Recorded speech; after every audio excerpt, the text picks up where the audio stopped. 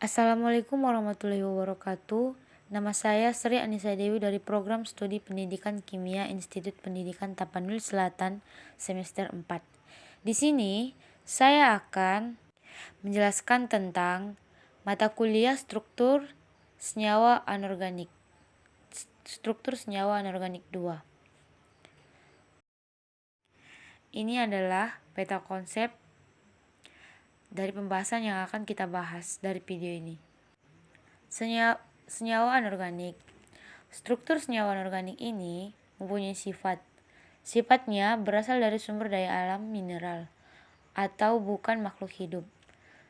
Kemudian tidak mudah terbakar. Struktur sederhana, tidak semua senyawa anorganik yang memiliki unsur karbon.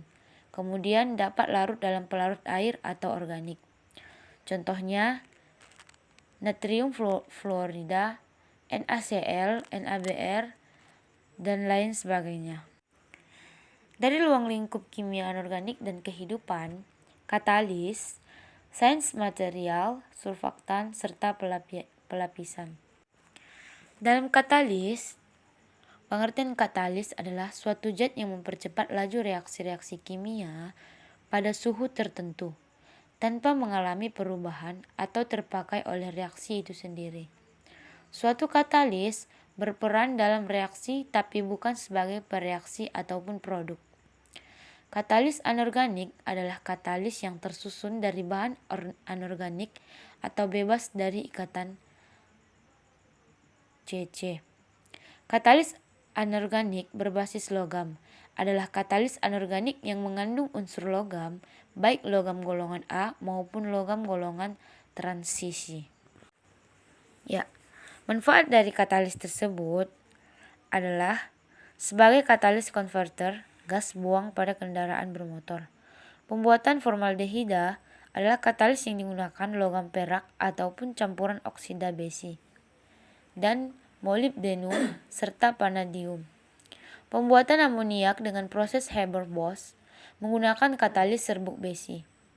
Pembuatan propilena digunakan katalis Ziegler-Natta.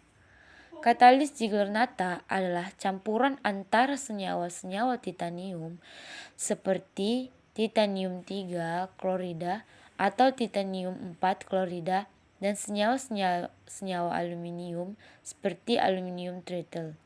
Kemudian pembuatan mentega digunakan katalis nikel. Kemudian pembuatan asam sulfat atau proses kontak yang digunakan katalis vanadium oksida. Dalam sains material makro dalam tanah, nitrogen merupakan unsur hara makro esensial menyusun sekitar 1,5% bobot tanaman dan berfungsi terutama dalam pembentukan protein Hanapiah tahun 2005. Menurut Harjo-Wigeno tahun 2003, nitrogen dalam tanah berasal dari bahan organik tanah, bahan organik halus dan bahan organik kasar. Peningkatan oleh mikroorganisme dari nitrogen udara, pupuk, dan air hujan. Fosfor. Unsur fosfor dalam tanah berasal dari bahan organik, pupuk buatan, dan mineral-mineral di dalam tanah. Fosfor paling mudah diserap oleh tanaman pada pH sekitar 6-7. Dalam siklus P terlihat bahwa kadar P larutan merupakan hasil keseimbangan antara suplai dari pelapukan mineral-mineral P. Pelarutan P terfiksasi dan mineralisasi P organik dan kehilangan P berupa immobilisasi oleh tanaman fiksasi dan pelindian. Di dalam tanah terdapat dua jenis fosfor, yaitu fosfor organik dan fosfor anorganik. Dalam sains material makro dalam tanah, kalium merupakan unsur hara ketiga setelah nitrogen dan fosfor yang diserap oleh tanaman dalam bentuk ion K positif.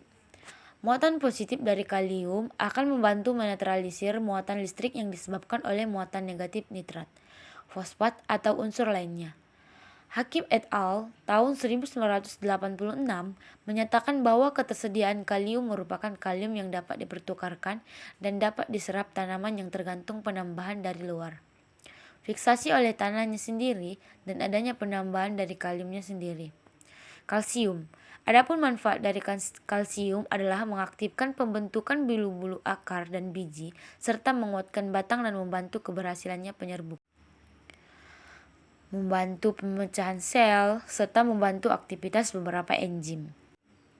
Dalam sains material makro dalam tanah, magnesium merupakan unsur pembentuk klorofil. Seperti halnya dengan beberapa hal lainnya, kekurangan magnesium mengakibatkan perubahan warna yang khas pada daun. Kadang-kadang pengguguran daun sebelum waktunya merupakan akibat dari kekurangan magnesium. Kemudian belerang. Belerang dari dalam tanah diasimilasi oleh tanaman sebagai ion sulfat. Di suatu daerah terjadi pencemaran SO2 di atmosfer, maka belerang dapat diabsorpsi oleh daun-daun tanaman sebagai sulfur oksida. Kandungan SO2 juga cukup tinggi di atmosfer yang dapat mematikan tanaman. Ya, dalam sains material mikro dalam tanah, unsur hara mikro yang dibutuhkan tanaman dalam jumlah kecil antara lain besi, mangan, seng, tembaga, molybden, boron, dan klor. Besi sebagai penyusun klorofil, protein, enzim, dan berperan dalam perkembangan kloroplas. Mangan umumnya terdapat dalam batuan primer, terutama dalam bahan ferro-magnesium, serta mangan juga dilepaskan dari batuan karena proses pelapukan batuan. Seng itu tanah yang mempunyai pH tinggi, sering menunjukkan adanya gejala defisiensi, terutama pada tanah berkapur. Tembaga adalah tanah yang mempunyai pH tinggi, sering menunjukkan adanya gejala defisiensi, terutama pada tanah berkapur. Kemudian, molybden diserap dalam bentuk ion. Variasi antara titik kritik dengan toksis relatif besar. Bila tanaman terlalu tinggi, selain toksis bagi tanaman juga berbahaya bagi hewan yang memakannya. Lain berperan dalam metabolisme asam nukleat, karbohidrat, protein, fenol, dan oksin. Di samping itu, boron juga berperan dalam pembelahan, pemanjangan, dan diferensiasi sel, permeabilitas membran, dan perkecambahan serbuk sari.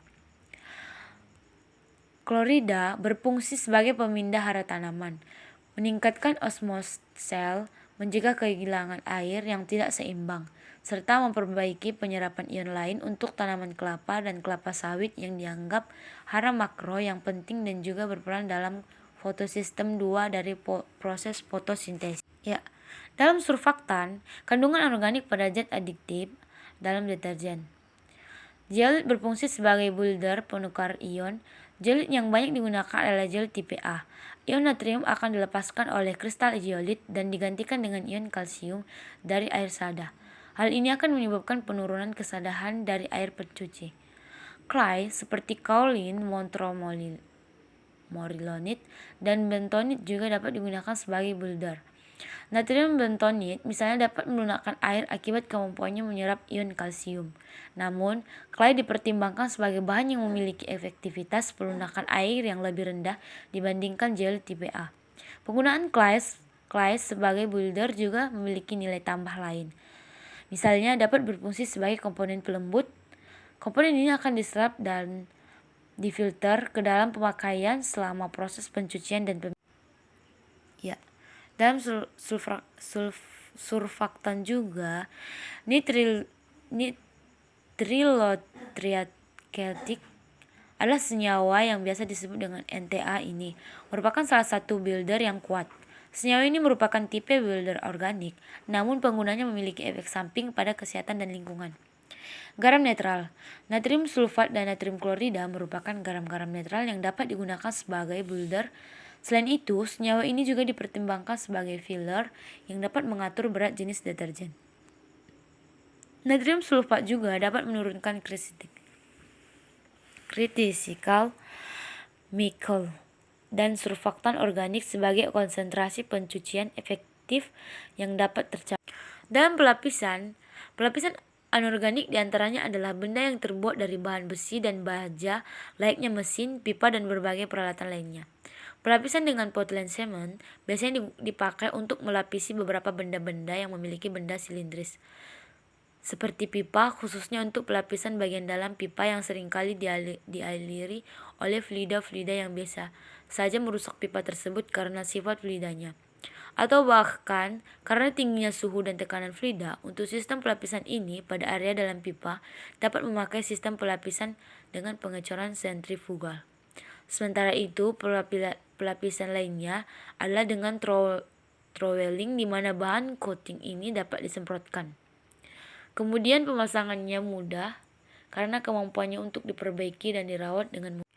Kemudian dalam bahan bakar, dalam batu bara mengandung bahan anorganik dan karbon yang kadarnya lebih tinggi dibanding bahan bakar cair maupun gas.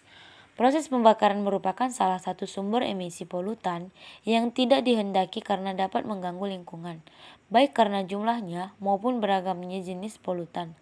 Dampak-dampak tersebut dapat bersifat lokal, regional, maupun global. Pada pembakaran batu bara dihasilkan emisi dan limbah yang dapat mengganggu lingkungan. Beberapa polutan yang terbentuk pada pembakaran batu bara diantaranya adalah abu. Ya, dalam pertanian, dalam unsur hara ada sekitar 16 unsur hara yang diperlukan oleh tumbuhan, yaitu unsur makro. Dalam pembuatan pupuk buatan tunggal adalah pupuk yang mengandung satu jenis unsur hara yang diperlukan tumbuhan. Dalam pembuatan pupuk majemuk adalah pupuk yang mengandung lebih dari 2 unsur hara seperti pupuk NP, NK, dan NPK. Kemudian dalam pembuatan insektisida digunakan untuk mencegah dan membasmi serangan hama serangga seperti wereng, belelang, dan ulat. Dalam pembuatan rodentisida digunakan untuk mencegah dan membasmi serangan-serangan binatang. Pembuatan herbisida mencegah membasmi serangan tanaman pengganggu atau gulma. Dan dalam fungisida digunakan untuk mencegah dan membasmi serangan jamur. Di bidang geologi dan dalam kegunaan radioisotop, sebuah isotop tidak stabil atau radioaktif dari sebuah unsur yang dapat berubah menjadi unsur lain dengan memberikan radiasi. Penentuan usia fosil yang bisa dilakukan saat ini merupakan salah satu hasil penerapan ilmu kimia. Fosil yang ditemukan dapat ditentukan usianya dengan radioisotop karbon-14. Ya, dalam pencemaran juga adalah peristiwa yang penyebaran bahan kimia dengan kadar tertentu yang dapat merubah keadaan keseimbangan pada daur materi dalam lingkungan, baik keadaan struktur maupun fungsinya, sehingga dapat mengganggu kesejahteraan hidup manusia. Pencemaran lingkungan meliputi pencemaran udara, air, dan tanah. Ya, ini adalah bahan-bahan kimia anorganik: asam basa, garam, logam berat, effluent industrial, buangan peternakan, pembangkit listrik, kanker, merusak sistem syaraf. Polutan-polutan anorganik ini seperti timbal dari pembakaran pipa-pipa solder bensin yang menyebabkan miscarriages, kehilangan kemampuan mendengar, serta kehilangan kemampuan belajar. Arsen juga penambangan atau pengeringan tanah gurun yang menyebabkan anemia, kanker, serta kematian. Sedangkan natrium klorida adalah salinasi. Dan asam-asam adalah senyawa-senyawa sulfur dan nitrogen dari batu bara yang menyebabkan perubahan pH yang berefek terhadap spesies serta leses aluminium. Dari daur pencemaran lingkungan, ini adalah peta konsepnya daur pencemaran lingkungan. Ya, usaha penanggulangan dampak pencemaran lingkungan secara teknis mengubah proses, mengganti sumber energi, mengelola limbah, serta menambah alat bantu. Secara non-teknis, penyajian informasi lingkungan, analisis mengenai dampak lingkungan, serta perencanaan kawasan kegiatan industri dan teknologi, dan pengaturan dan pengawasan kegiatan penamaan perilaku disiplin. Ya, cukup sekian pembahasan saya tentang struktur senyawa anorganik. Saya ucapkan terima kasih. Sekian dan terima kasih. Assalamualaikum warahmatullahi wabarakatuh.